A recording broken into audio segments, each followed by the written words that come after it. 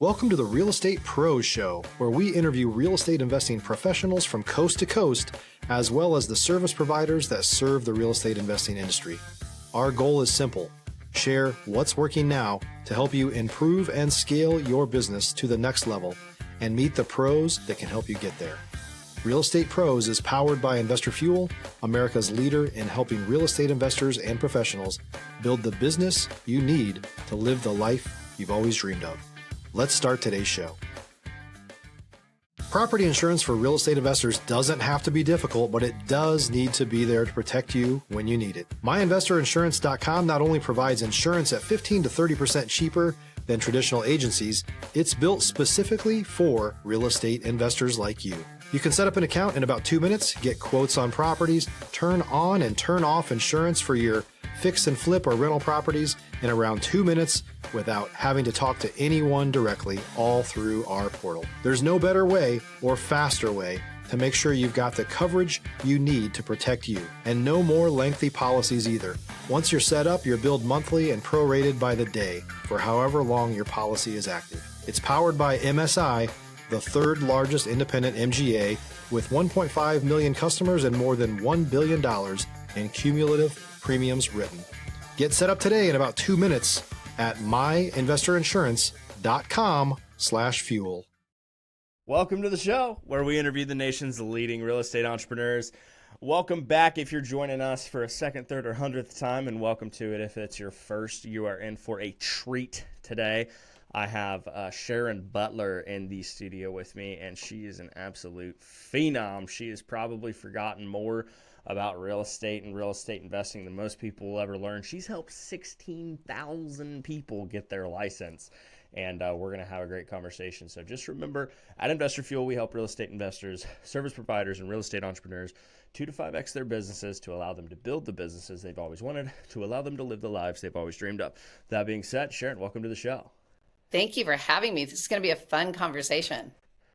I agree. I love your spunk. Just getting to talk to you a little bit. We had some tech difficulties jumping on, got that sorted out, and I'm really looking forward to getting into some meat here. So before we kind of get started on our topics for today, though, just give people a little bit about your background and what got you into real estate and what's got you to where you're at now.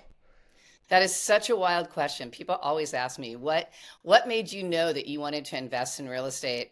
And I have to say, don't laugh, I was a paper boy. Well, I was actually a paper girl.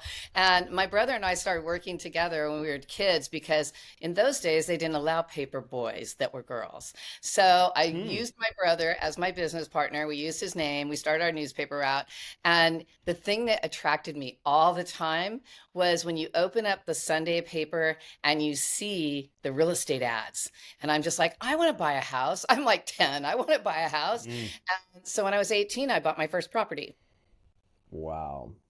That's incredible. So you at a very early age were already being resourceful and finding ways around challenges that presented themselves, it sounds.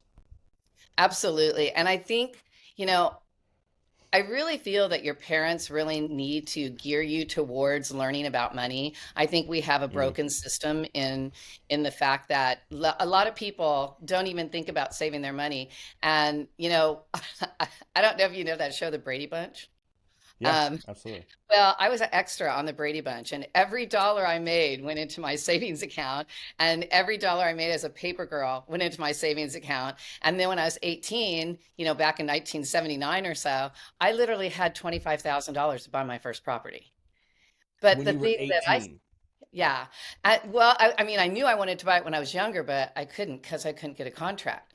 But Right. the thing I see with other parents, like I had a friend that had kids, and at Christmas he gave them $100, and they knew every year they were getting $100, and they already had it spent before they even got it at Christmas. And to me, they should have been learning how to save that money so that maybe they could buy something when they turned 18. Wow, that's amazing. It's so interesting you say that. It sounds like we had very similar childhoods because I was definitely a saver growing up. And, I went out when I was 10 and started knocking on doors to try to get mowing jobs. And I was the kid at 6, 7, 8 years old that we'd be at a restaurant. Like I vividly remember being 6 or 7 years old at a Chili's one time. Stop living on an island and join the #1 mastermind in America for professional real estate investors. Investor Fuel is a community of hundreds of the nation's top investors working together to build stronger businesses and better lives.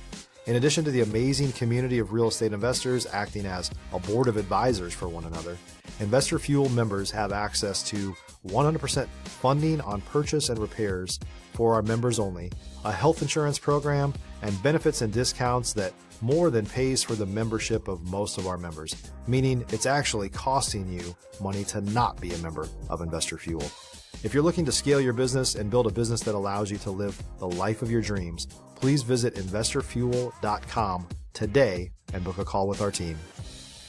And asking my parents, like, hey, do you think the people that own this place are like millionaires or super rich? No clue where it came from. I just had it ingrained in me. And then by the time I was 11, I had saved up enough between that first season of mowing like 1 or 2 lawns to then buy myself a riding lawnmower with my own money, like $3,000 at the time. And then I just flipped that into continuing to do more work. So That's how you start flipping.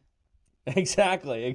So, it's interesting because I started, more so following some dreams when I was younger. And I wish I would have found real estate or construction sales at 18 and not 25 when I finally found it and realized, that there is more to more money in the world than most people realize. You just got to look in the niches. So Absolutely. with your journey and wanting to buy a house, what was your thought process when you were about to buy that first house at 18? Like, what were you thinking you were going to do with it? Live there, flip the property? What were you kind of working through at that point?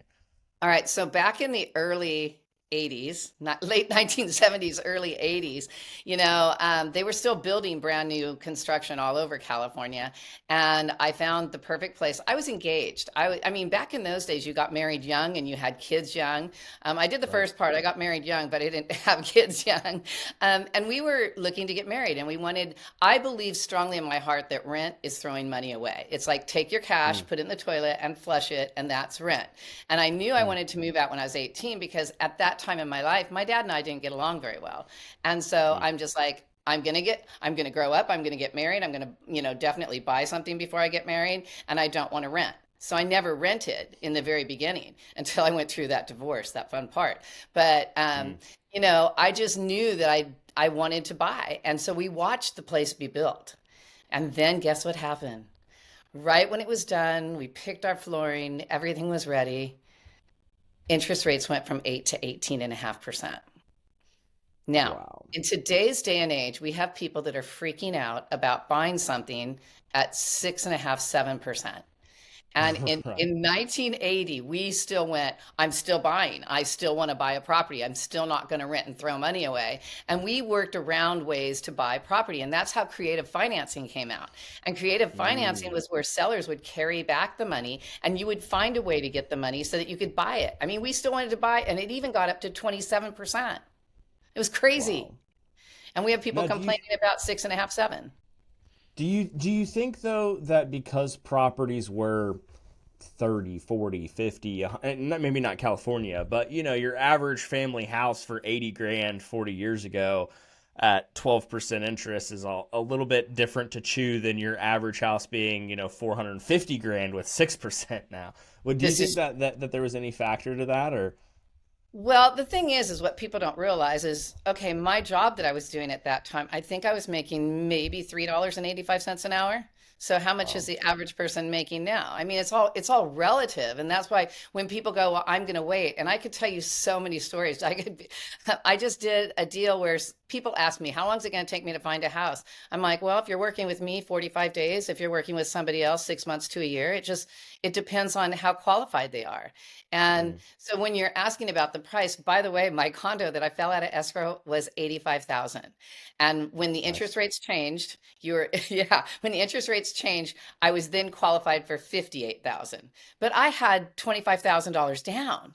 So I had the down payment, and I ended up buying something. This is something else I want to really make sure that people who are thinking about buying or investing, put in their head and keep it in mind that you don't have to buy, like I was in escrow for a brand new, beautiful condo with little streams and rivers running through. And then we ended up with this piece of crap condo that was built in 1960s. If you're looking for consistent, high-quality leads, look no further than Investor Machine. Investor Machine isn't just another agency. It's the most sophisticated, data-driven lead generation company on the planet for real estate investors, and serves the role of being not just a lead generator for your business, but a marketing partner that is helping you achieve your goals along the way. Go to investormachine.com to learn more and schedule a call with our team today.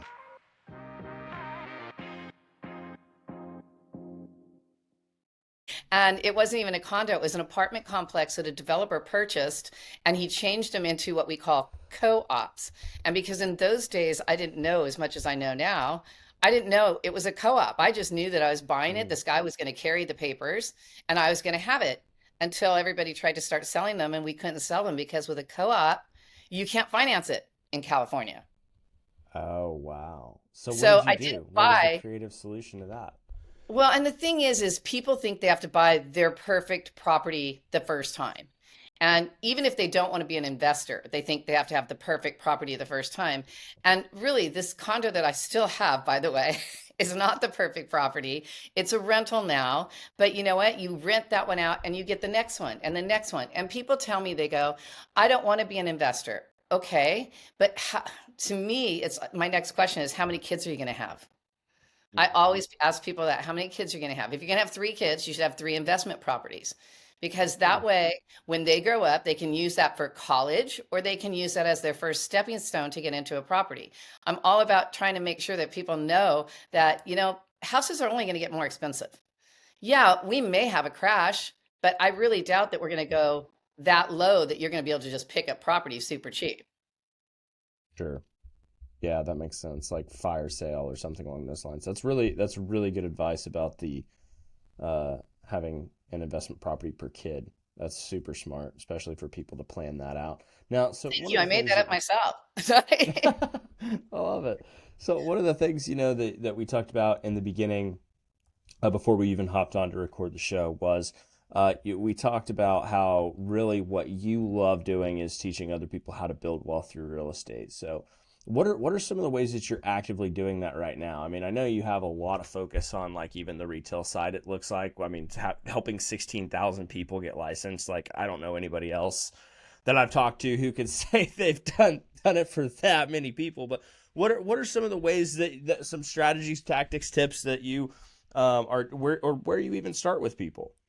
Well, the first thing I start with people, especially pretty much all the people I've helped, is the first thing people say to me, which totally blows my mind, and they really got to get it out of their head, is the first thing I do is, because I have a mortgage background. I've owned a mortgage company since 1989, and having that, I think every real estate agent should know how to pre-qualify someone, at least the basics. Come on now.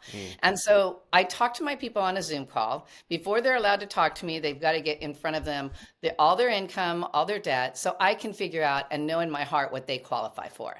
And it's funny because when I tell somebody what they qualify for, the number's usually a lot higher than what they want their house payment to be. And so then I'll ask them, I'll say, well, what did you want your house payment to be?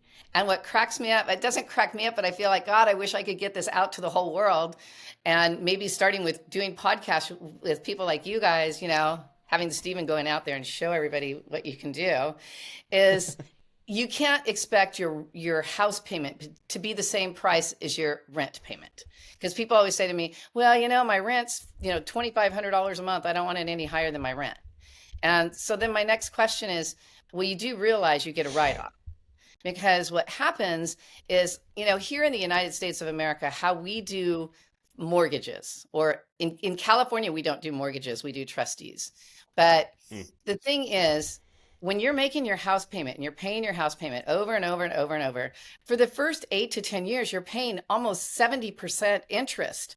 I mean, you're paying, if your house payment's $4,200 a month, you're probably paying $4,000 a month towards interest. Now, your interest is a tax deduction up to a certain amount. So if you look at it, pretty much depending on how much your loan is. If it's over 700,000, yeah, you're not going to write off the whole interest. But for the most case, you're going to write off almost all your interest. You're going to write off all your property taxes, and you're going to get a homeowner's exemption. So when you look at those numbers, what I do is I send my clients over to their CPA or somebody that they, trust that they can talk to. And I say, look, if you look at the numbers, like let's take the last family I did. If you're a new or newer real estate investor looking to launch or grow your real estate investing business, please check out Investor Fuel Club. It's a coaching community, but unlike anything you've ever seen before. And you can actually partner with members of our mastermind from coast to coast on deals right in your market. There's no better opportunity to build a consistent business than to literally partner with pros to help you avoid costly mistakes, avoid the need for capital to do deals, and help you eliminate your fears as you're starting your business. Learn more about Investor Fuel Club at investorfuel.com/club. Okay, he said to me, Sharon, I don't want to go over $4,200 a month. Right now we're paying $4,000 a month rent. We don't want to go over 42, maybe 4,400 at the most. So I said to him, this is what I want you to do. I want you to talk to a CPA. I want you to let them know what purchase price you're going at, what kind of down payment you're going at. And then I want you to ask them, how can I change my taxes? Because you can change your W-9 on how many dependents you have. And if you do that, you're going to get more money now versus getting money back when you do your tax returns. Because their big issue is I don't want I don't want to go higher than rent because I'm comfortable with that payment now. So, but yes, if you change your taxes and your W-9, you get more money now so you can pay for that house and you can balance it out instead of getting tax money back. And so he did that. He actually did it for me. And my clients really do that. And he comes back, he goes, I can do $5,800 a month. And from the time he said that to the time we closed escrow was 45 days. So they got moved in. His wife had a baby on Wednesday. They signed their loan documents on Saturday at the hospital, and they're working on the house now. And they thought they wanted the perfect house. Well, let me tell you something. You walk into their house downstairs, and it looks like you fell into the 1960s. But you go upstairs, and it was completely redone. And so they're like, we can make this work. And they got that house for under $800,000 in an 850 neighborhood. So you can, a lot of people go, well, I don't have elbow grease. Well, a little bit of paint and carpet can do a lot. Sure. Man, that's amazing. So I think most people also don't realize, and tell me if I'm wrong here, but most people don't realize you can write off your home's interest. Do you see that? They have no clue. And so, like, what's the best way for people to actually start doing that? Maybe they've realized, hey, I've owned a home for 7 or 8 years and I've never done that. What's the best way for them to do that? Just get with their CPA? Or I would say if they're not writing it off, they might want to go back and honestly, if somebody owns a home and they don't know that, they need to go back and do their amended tax returns because they'll probably get some money back. That's out of control. I would think, there's so much that people don't know they don't know, which is so scary because, when you're talking about your money and you're talking about the biggest investment in your life, and when people talk to me also about, buying a home and keeping it and renting it out and buying the next one, and they say, I don't want to be a landlord. And I'm like, okay, but why don't you want to be a landlord? And they talk about all these myths. There's so many myths because the other big, huge myth that I don't know how to get that out of people's head is I need 20% for a down payment. I can't tell you how many people I talk to where they say, oh, we're saving up to buy a house. And I'm like, okay, how much do you have? One lady said to me, she goes, we have $120,000. I go, and when are you going to buy the house? She goes, well, we need 20% down, right? I go, I can get you a house with no percent down.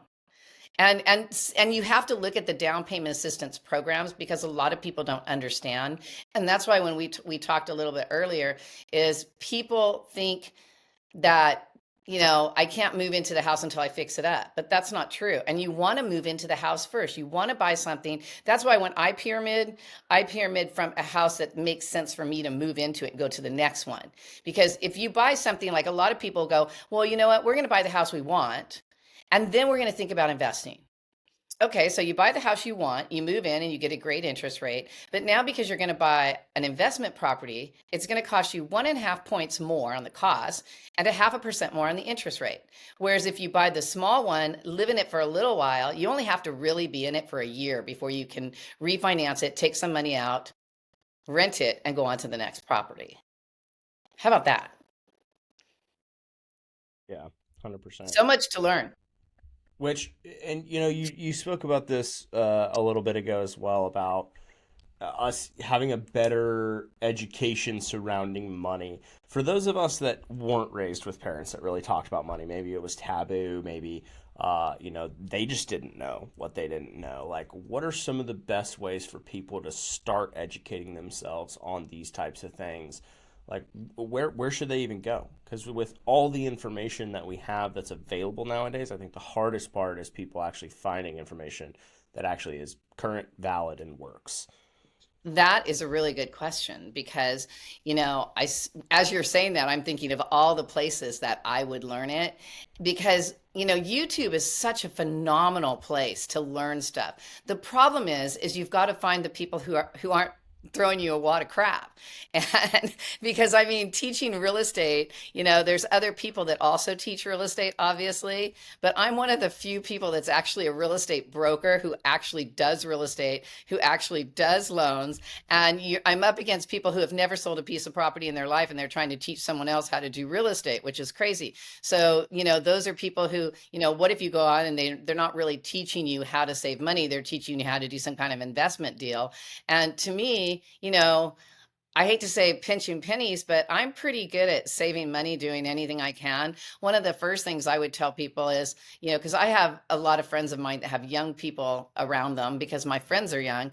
And I sit there and I look at how much money they spend on going out to eat and buying stuff that's fast food. And not only is it bad for you, but you're spending like 10 times as much money. I have this friend that was a college student, and I showed him how to make quesadillas. And he's like, what do you think that costs you to make the quesadilla? I'm like, maybe $2.30 at the most. He's like, well, when I go to school and buy a quesadilla, it's $12. I'm like, for the same thing? But I mean, I hate to say it's common sense, but it's not common sense. So, you got to start somewhere. And to me is, search people out on the internet that are really have a good heart. But I also know for a fact that I have a stepdaughter. I want to say I adopted her when she was 18. But anyway, her and her husband have their house paid off. They're doing phenomenally. And where they got it is at church. Their church believes in being debt free, and their church had a financial program and they took it. And you never know where you're going to find it. And the National Association of Realtors has a finance program too. You just have to look for it. Yeah. Do you think most people are just bogged down with how much is available that they don't take action because of that? Or why It do you could think be people don't that. take action? Yeah, it could. Well, I think a lot of times they don't take action because they just don't have faith in themselves. I'm a big Mm, person about believing in yourself and motivating and being self-motivated. And I think you have to stop the little voice that's saying no and listen to the little voice that says yes. Because sometimes, I yeah. mean, everybody has a little voice. I don't think they all know it or they pay attention to it. But I listen to my little voice because when I don't, bad things happen. Yeah. 100%. I'm with you there. Now, for in your experience, like how should somebody look at their overall investment goals? Because I'm sure everybody's is a little bit different. So like what your investment goals, maybe it's owning and 100 properties free and clear by the time you're retired. I don't know, right? But like what does that look like for you, and what do you think the average family should be considering? Well, my whole thought when I first started doing this is I wanted 3 children. And I thought, okay, if I'm going to have 3 children, I'm going to have 3 houses. That way, when they become 18, it's their choice if they want to take the money out of the property and do a college education, or if they want to move into the property, maybe even fix it up and take money out and buy another one. And I could teach them how to pyramid. But I only had one son. And and we ended up being actually, when they started the Flip or Flop show, Yeah. we were in line to be the people on Flip or Flop. It was us, against Tarek and his wife. And unfortunately, they got the show. But every time HGTV was about to lose them because of the divorce or when things were happening, we were like on standby to standby. But my son, he's not really wanting to be on TV. So he's like, yeah, I'm not really going to be hanging out for that. I'm like, you're no fun. You're no fun. Because that would have been amazing for you. Because you had technically an acting background, right? I mean, you were on the Brady Bunch as an extra. Does that just happen because does that just happen because of where you're at in California, or how did you get into all of that? I mean, you were Miss California twice. Like, who am I even talking to? Well, so I don't know how there's a lot of casting calls, and people don't realize that if you're with a legitimate casting company, it's not that hard to get on TV if that's what you really want.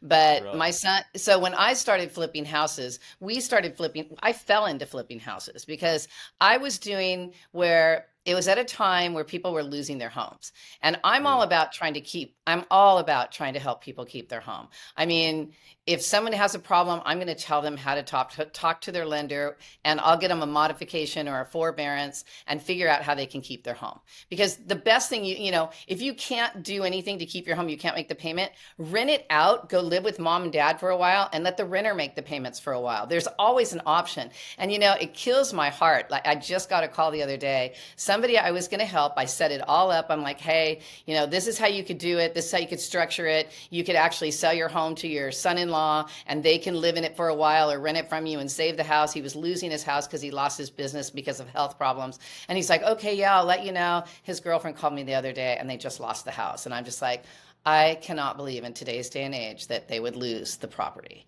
And so to me, you have to know the right people to help you. But, with getting into the flip and flop thing, we had fallen into it because I had somebody who they were losing their house. And I'm like, well, do you want to sell it or do you want to keep it? Because if you want to keep it, I'll figure out how to get you, first things first, a modification or a forbearance. And then if we can't do that, then we can short sale it. And so I was like the short sale queen in the day. And so I short sold it and I asked her if she felt okay if I could buy it. And she's like, yeah. So I bought it and that was my first flip.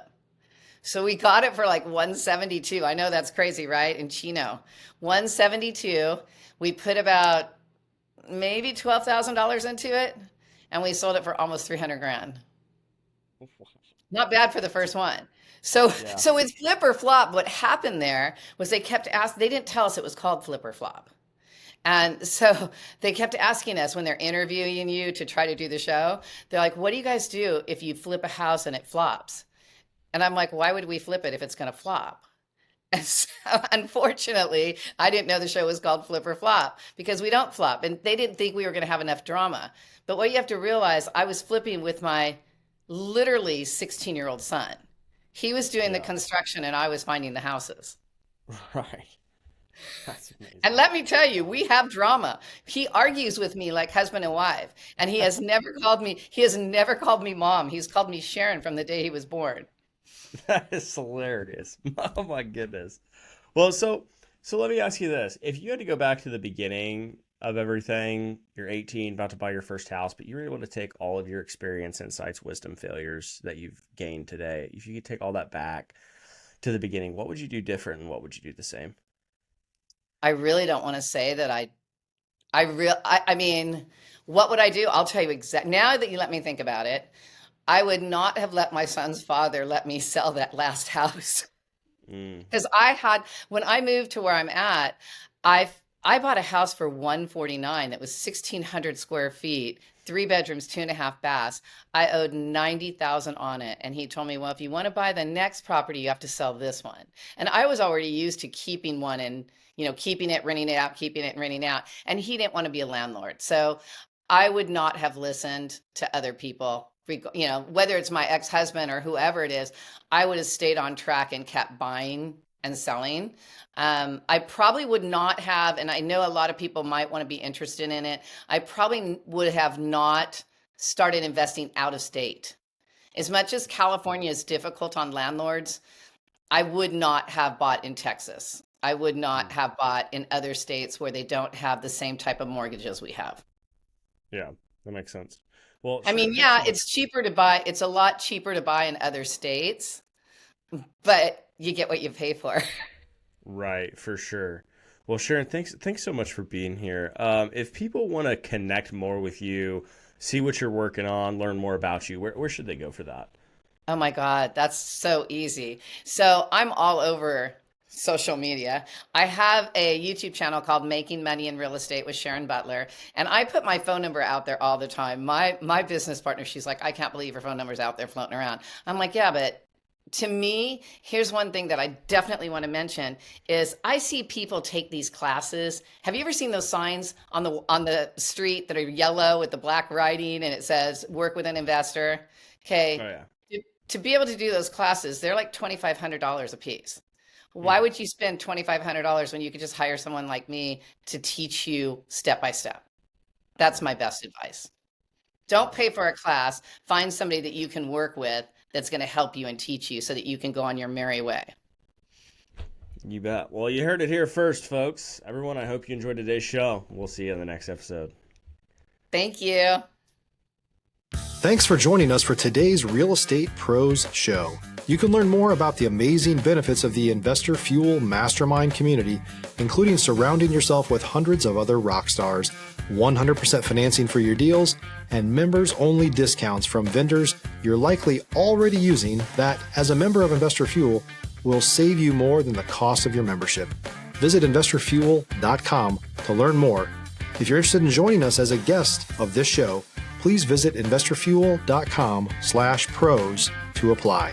You can also check the show notes for access to free resources, how to get access to world-class lead generation, and much more. Don't forget to subscribe so you never miss another episode. Have a great day. We'll see you on the next show.